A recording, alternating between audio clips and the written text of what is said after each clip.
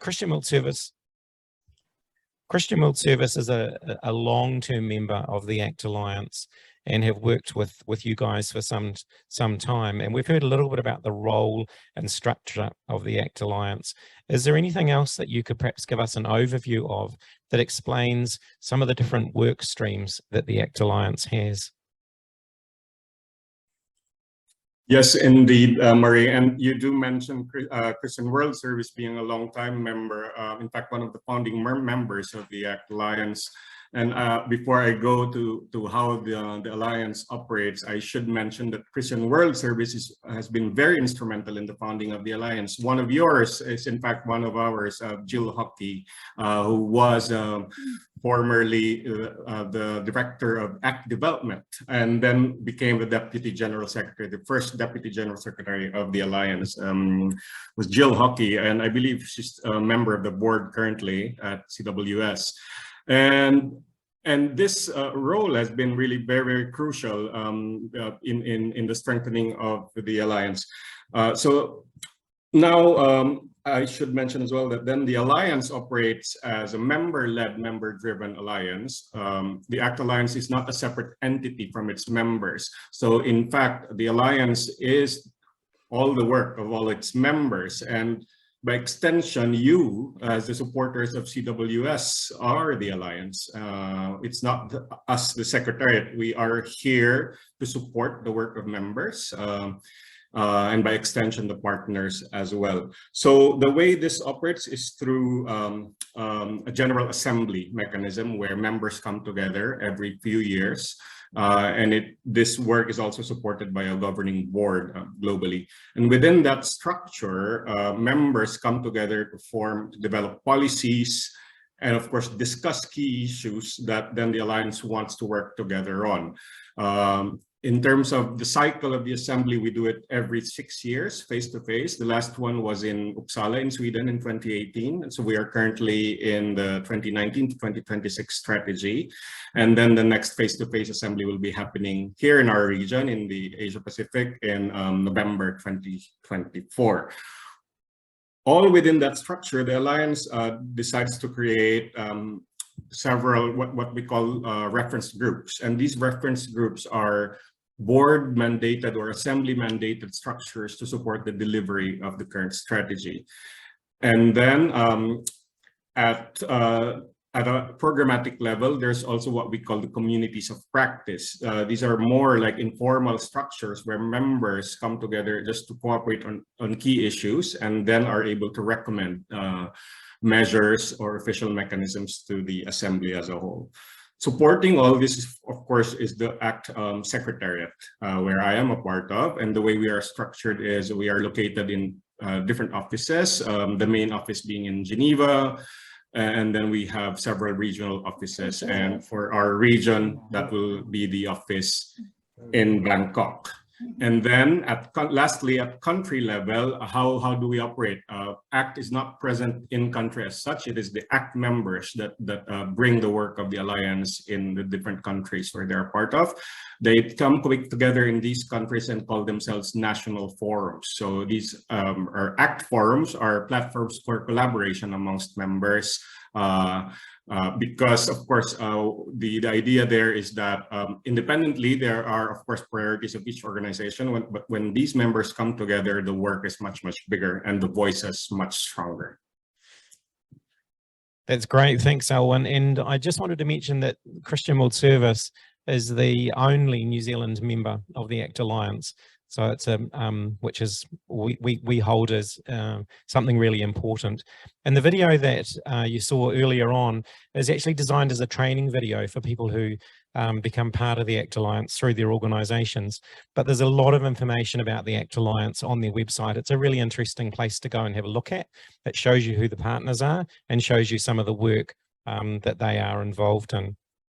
Alwynn, I wonder if you could talk just a little bit about the kinds of networks and linkages that CWS has access to as part of the ACT Alliance and how those partnerships and linking work with the Alliance around the world.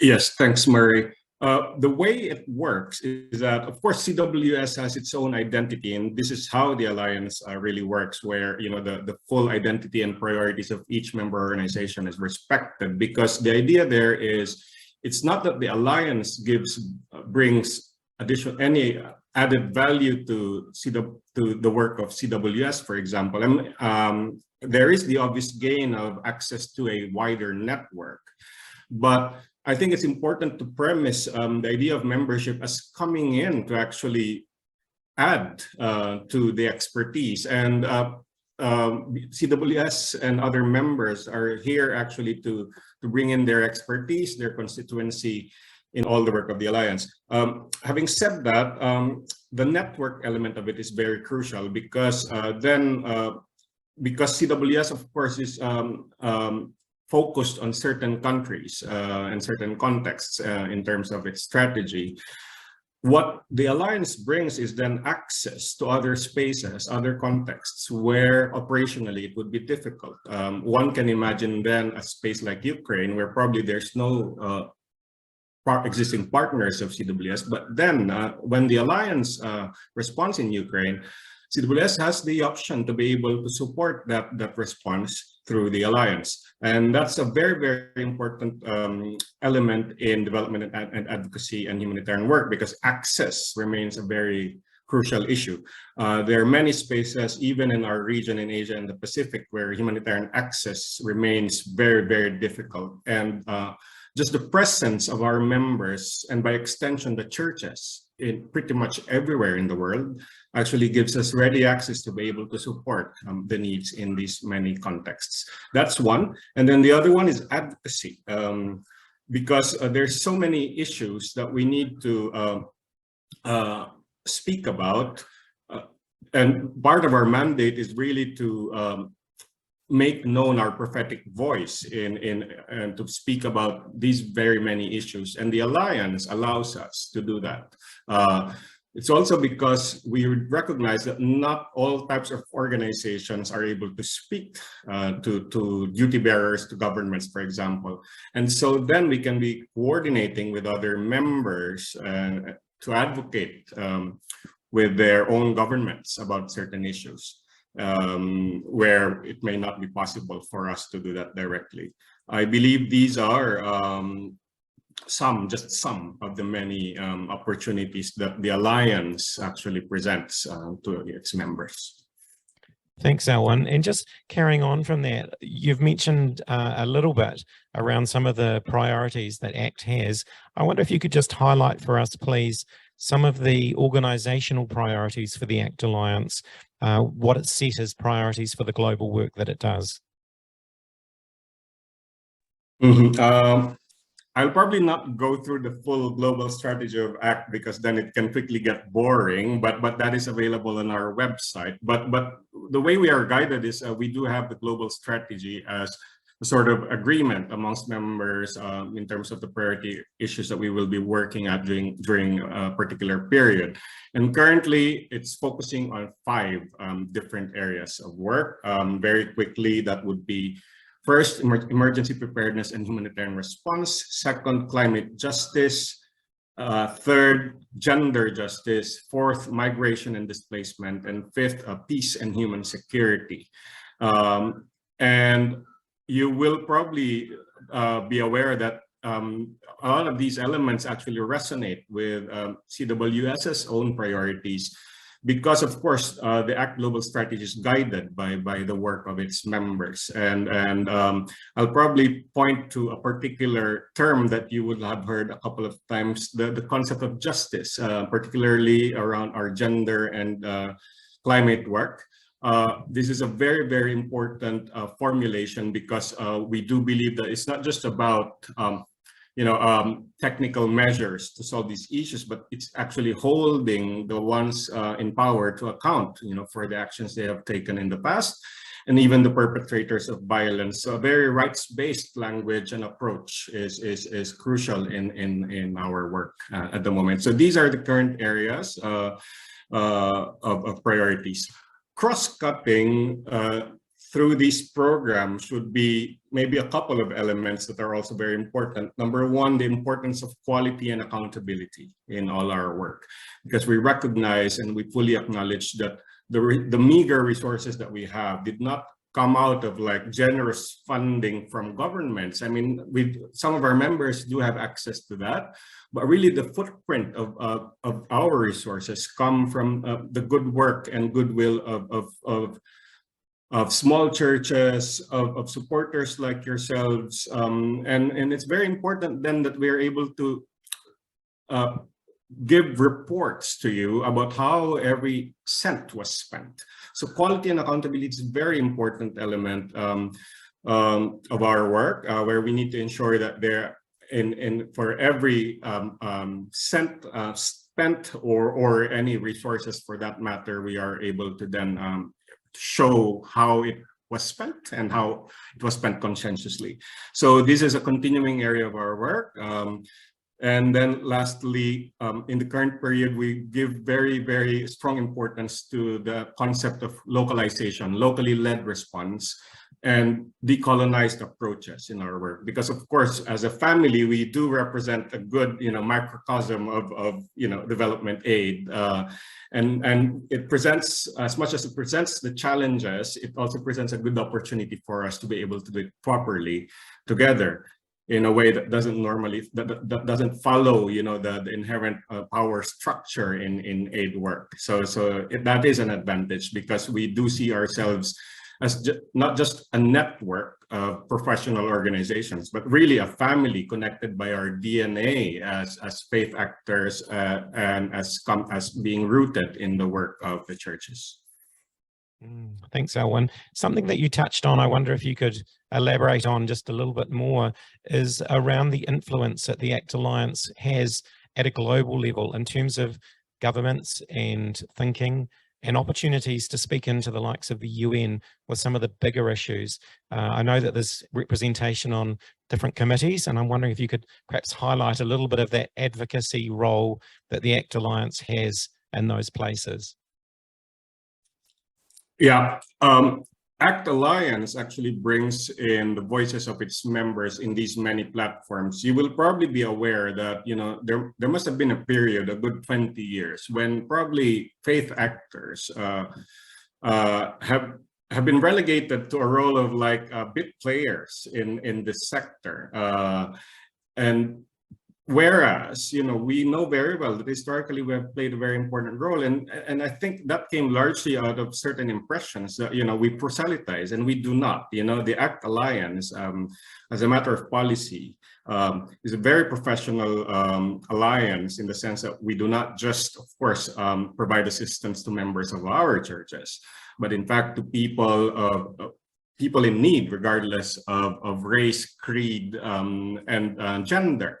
And this language has been very important to bring into these spaces, because then it basically gives back that sort of agency that we have in all this work, but at the same time a strong recognition as well of our histories, where probably some of us in the sector, in the faith sector, have been perpetrators of these issues in the past as well. And so this has allowed us to penetrate all of these different spaces. Within the 12 years of the Alliance, we have managed to actually influence the creation of certain structures in the multilateral spaces within the UN system for interfaith, multi-faith, and just basically representation of faith-based organizations. I'll give you a couple of examples. One would be what is now called the Multi-Faith Advisory Council, which is composed of the heads of a number of UN agencies, and then the CEOs of the bigger faith-based organizations, including Urdulmar.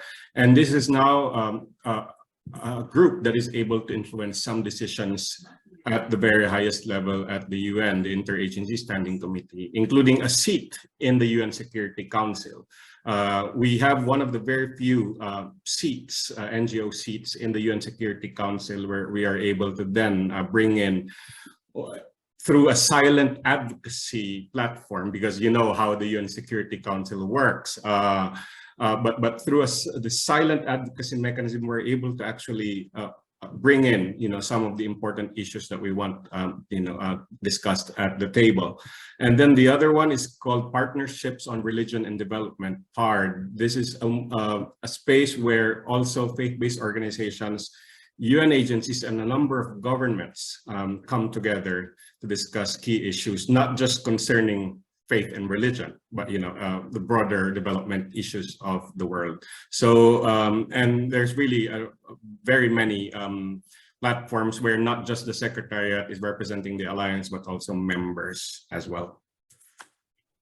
Thanks, Alwynn. And I've put a note in the chat. If anyone's got any questions for Alwynn, we've got a time for questions as we come towards the end. Alwynn, you've mentioned a little bit about your role in Asia and the Pacific. I wonder if you could expand on that a little bit, please. One of the priorities for Christian World Service is to pivot and increase its focus in the Pacific, because the Pacific nations are our neighbours, and we want to be seen to be doing whatever we can with our church partners to work and develop things in the Pacific area. So, Alwynn, could you tell us a little bit about the more of the regional emphasis, the work of the ACT Alliance in Asia and the Pacific, and what you're hoping to see happen across the Pacific?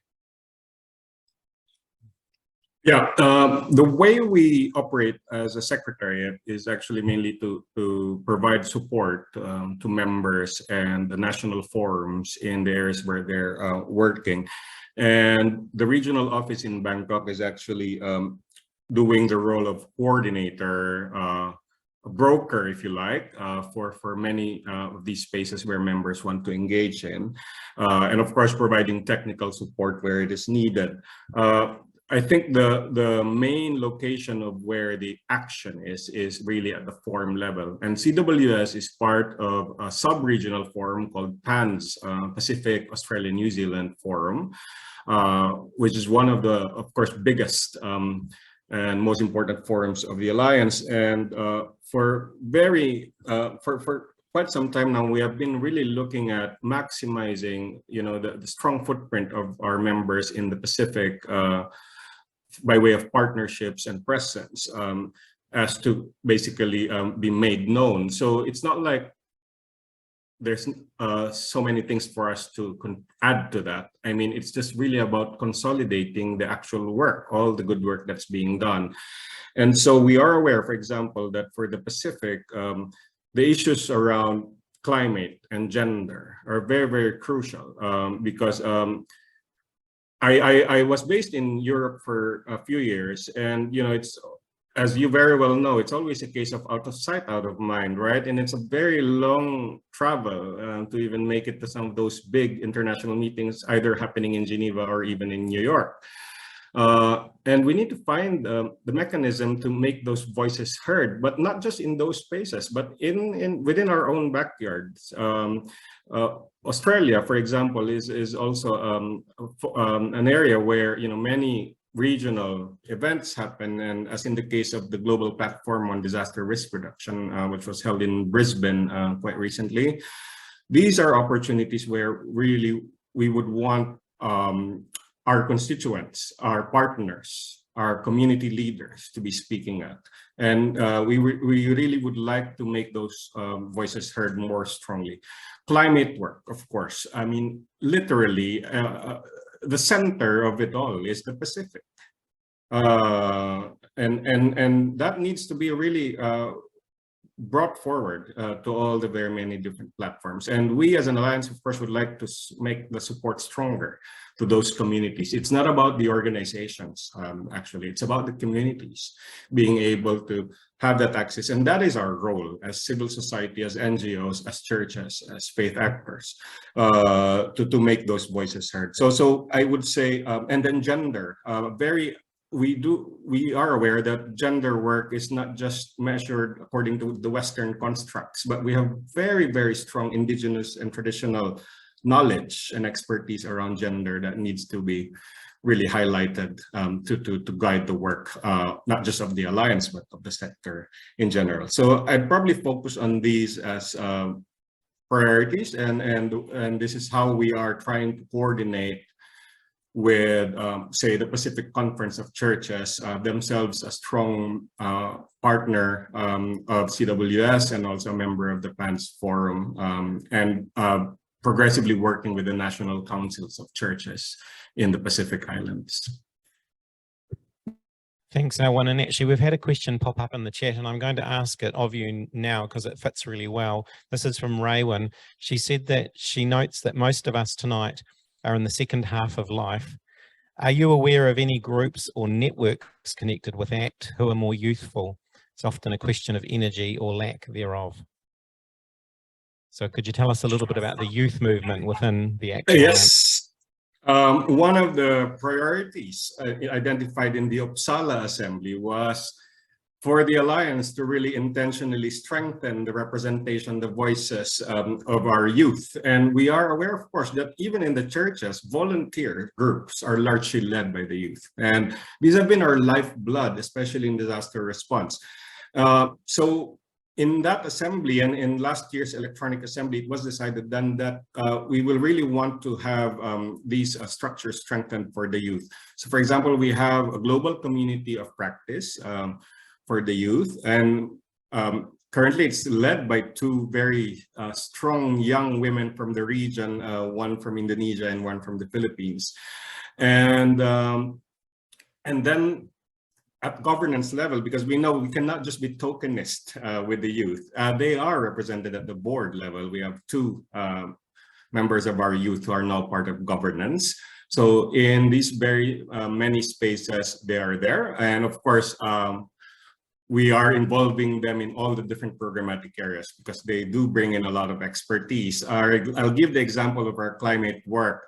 Towards the COP 27 in Egypt very recently, our youth led what we are calling the digital caravan. So they actually launched a campaign to gather stories, best practices from all of membership to showcase in that COP, and they were quite successful. And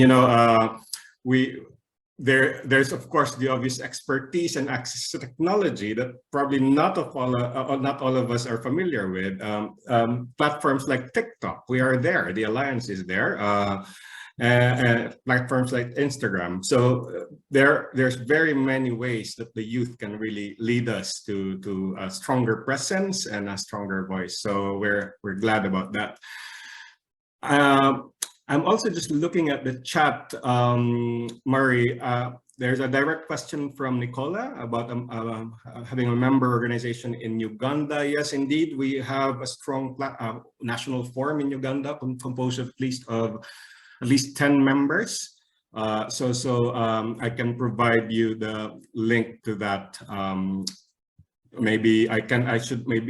Either you send me your email, or I can also share my email with everyone for any future correspondence for sure. Thanks, Alwynn. And Brian's actually asked, while we're heading into the question time, was ACT represented at COP27? And if so, what specifically? Now, you've mentioned the digital caravan. Are there any other roles or advocacy work that ACT has played within COP? Yes, thanks for that, Brian. Historically, ACT Alliance, along with the WCC, has been sending a strong delegation to most of the COPs, even prior to 2010. So since the very first ones in the early 2000s, the Alliance, or at least the family, has been heavily represented there. And the ACT group has been known to be one of the sort of noisier groups in this space, in a good way, because this is really maximizing our prophetic voice. And this prophetic voice is not just guided by theology. This is guided very much by research and science. And and this is what is good, because we can speak to them quite technically about the issues.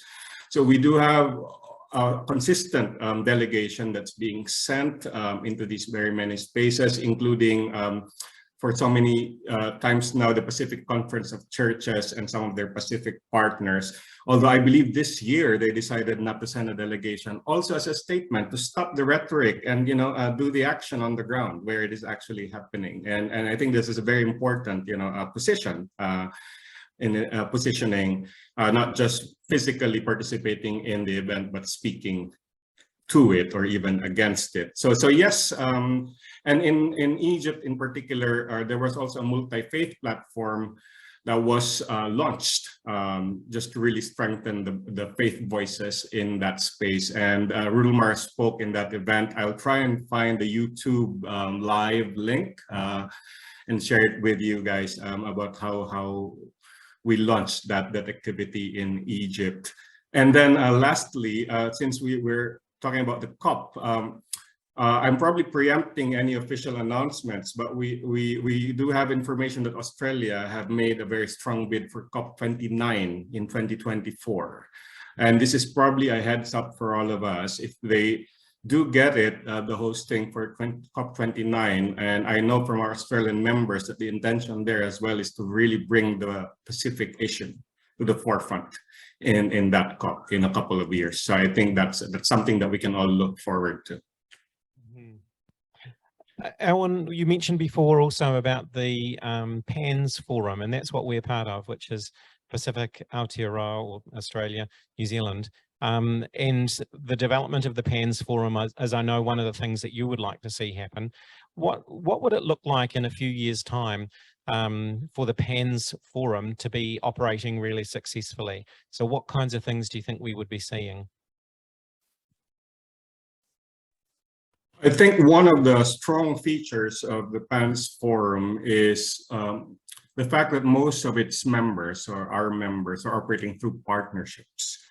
And this is a good element because it does recognize the role of agencies, of NGOs in that space as being brokers, not the power holders. Practically, of course, are able to access funding through their own spaces, but it's really this genuine partnership approach where there is equal footing being given to local partners. And I think this is one that needs to be harnessed further in terms of a model that actually works. So we would probably want to hear stronger engagement of partners directly in the very different processes of ACT. Of course, we recognize there's official membership processes, but where the partners are then able to influence or guide the programming, how we identify our priorities, how we actually do response is a very important feature of the work. And then of course, as you know, I mean,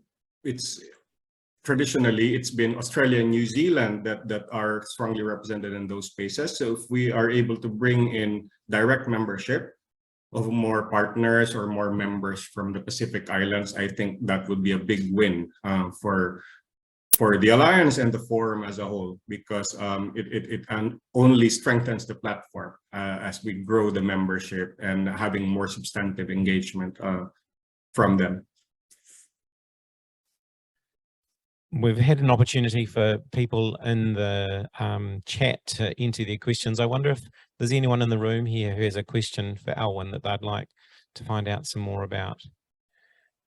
There's obviously prizes if you ask a question. There's chocolate on the back table.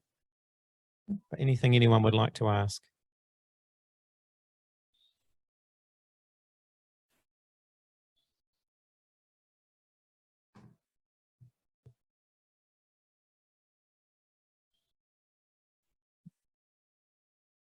It's certainly a very interesting work, and I'm impressed with I'm impressed with the developmental aspect of it, but also the I guess it's advocacy, prophetic aspect of it. But I'm actually interested also in the financial base of it. How is it supported?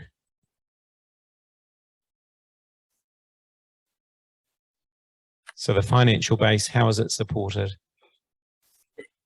Yeah, thanks for that question. It's actually quite a complex mechanism because a lot of the work is supported through members. I mean, members, I'll give the example, of course, of CWS. So for example, CWS has its own fundraising and funding mechanism by way of its appeals, and of course the consistent supporter base. so how the alliance, and of course that goes not into the alliance mainly, but it goes into the work of CWS as a whole. And part of that is normally then contributed to the alliance. So for example, CWS then can contribute to an ACT appeal. So the way we organize ourselves around humanitarian response, at least, is around global ACT appeals that are launched on a particular issue. So for example, and already partly responding to Pauline's question about Ukraine. And good to see you, Pauline. And then Ukraine, of course, is an example where ACT members then contribute to the work of the members who are present there. So that's one channel of funding that's where support comes in. The other one, of course, is access to institutional donor funding. So, for example, many of our members have partnerships with the aid agencies of the governments, and normally they're able to access that quite regularly or through bids and calls. Sometimes they come in consortium with other organizations to be able to access that. In Australia, there's a faith-based network that works. They call themselves a Can-Do network. Basically, they come together and are able to access institutional funding from the Australian government. That's another way. And then, of course, beyond funding, it's really just the expertise available. Many of our members provide their services and expertise for free by way of trainings, or just really working secondments to certain contexts.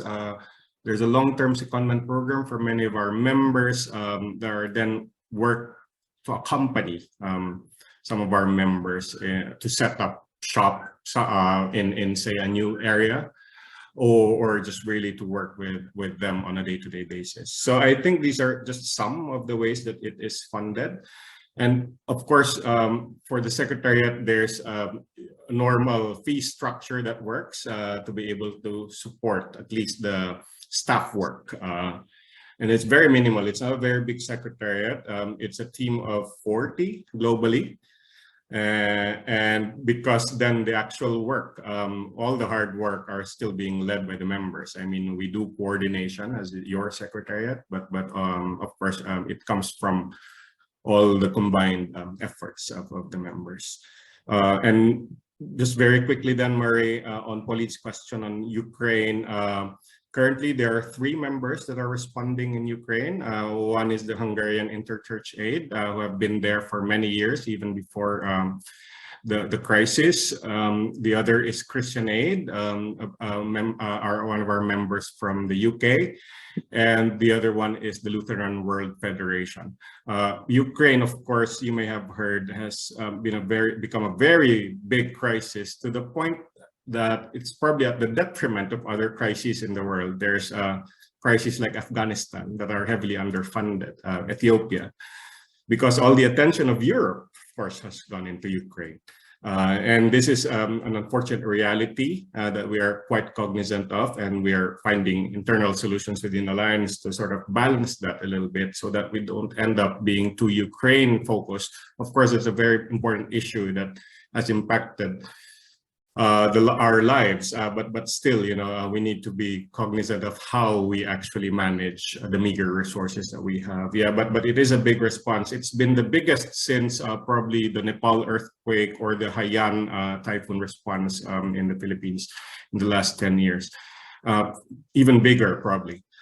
Because of course all the attention of the world have gone into Ukraine. We're not saying it's overfunded, though. I mean, there's still very many needs currently. And it's an interesting thing that with the situation in Ukraine, CWS doesn't have a direct partner there, but because we are a member of the ACT Alliance and we were able to do the appeal and also receive some money from the New Zealand government, we've then worked through an ACT Alliance partner there, the Lutheran World Federation. So that's a real advantage for us as being part of the ACT Alliance. It gives us global partners right around the world. Were there any other questions in the room that anyone wanted to ask? Jonathan.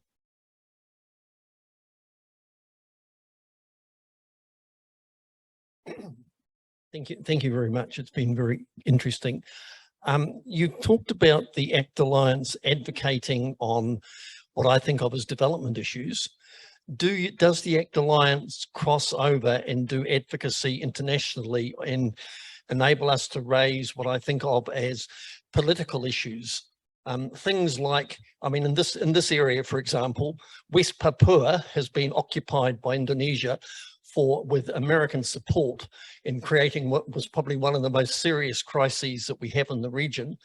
And CWS has great difficulty getting that raised internationally. Is that something we can look to the ACT Alliance to support us with? Thanks. It's generally a yes. I mean, the Alliance has, in very many ways, and where it has access, has spoken about many political issues. I'll give, before responding to that question about West Papua, I'll give the example of Korea. And this is a long-standing advocacy, not just by the Alliance, but of the ecumenical family. So around that space, we work with not just as the Alliance, but what we call the Ecumenical Forum on the Korean Peninsula. And this is where many of the churches have come together just to really, speak about the issues. And then where there are opportunities, as in the case of, say, any summits or, official visits or any positioning, for example, by, say, the US government about the sanction, then it cooperates then with some of our members in the US to be able to at least bring in some statements or positions around that space. That's one example. Another one would be the Myanmar crisis, which, as you know, is not also has its own complexities as well, because it's looking both at the crisis within the country and then other probably even bigger issues like the Rohingya refugees in Bangladesh. In these spaces where there's available platforms like NGO platforms or UN conferences or just intergovernment discussions, it's always a sensitive discussion between the WCC and ACT as to which entity would be penetrating that space some more. But it's a very, very open process. We collaborate heavily with the WCC and the church family as to who has access. And I earlier told you about the UN Security Council. This is one example where we can bring in certain issues. I would, of course, I would only wager that, for example, an issue like West Papua, a very, very important issue, will need to be taken up initially at either ACT forum level, where members need to come together and discuss how they want to position, the Alliance in that around a certain issue. We would always defer to how forums or members see it, and then when it's brought forward, then we can choose to or identify which platform should it be brought to. So is it the UN Security Council? Is it directly with governments? If it's then the Indonesian government facing advocacy, then we will probably have to work with the Indonesia Forum as an example, or if it's a more regional space like the Association of Southeast Asian Nations, we have some access to that as well. So it's not always, it doesn't always have to be the name of the members or ACT Alliance that's bringing it to the table. It's also our wider networks of NGOs and through the WCC as well. So, but it's definitely very much an open space. I mean, advocacy, of course, we need to also make a decision sometimes where our voice can add value to the discourse. Or because of course there's also very, very sensitive issues that sometimes not all members would agree to speak against or about, and we do have a mechanism internally through the forums about how we decide on our positions. I hope that answers the question partly. I know it's but it needs to benefit from definitely a longer conversation amongst members for sure. Thanks, Alwynn. It's we're at that stage where it's time to wrap things up. But if anyone online or anyone in the room has any other questions, you're very welcome to forward them to me, and then I'll send them on to Alwynn and he's very good at replying, and also as a real source of information. Alwynn, we do want to thank you very much for beaming into us from Bangkok. We really appreciate your time and both the knowledge, the expertise, and the breadth of information that you've been able to share with us tonight. Being part of the ACT Alliance is a very important aspect of Christian World Service, and it's been great to have you detail and outline what we do as part of that and what the ACT Alliance does. So thank you very, very much for your time and input and expertise. I'd also like to just say thank you to Sally for her spiel at the beginning, and just to pick up as a wee reminder, Sally mentioned about Gifted in Christmas, and we would love your support promoting that within your church, your wider parish, across people that you know. Thank you for those of you who have joined us here in person tonight. There's still some snacks. You're welcome to have something as you go. And for those of you who have joined us online, you're missing a rather magnificent sunset out here across the city. This is an amazing venue. We are very grateful again to Holy Trinity for letting us use this space. It's very generous of them. And as we conclude tonight and head off into the Advent season, which officially starts on Sunday, may you take with you memories of Christmas, may you create new memories of Christmas, and may your focus remain on Jesus. Thank you for coming tonight, and we look forward to seeing more of you. We appreciate your support, and we value our supporters hugely. Thank you for making Christian World Service the organisation that it is. Thank you.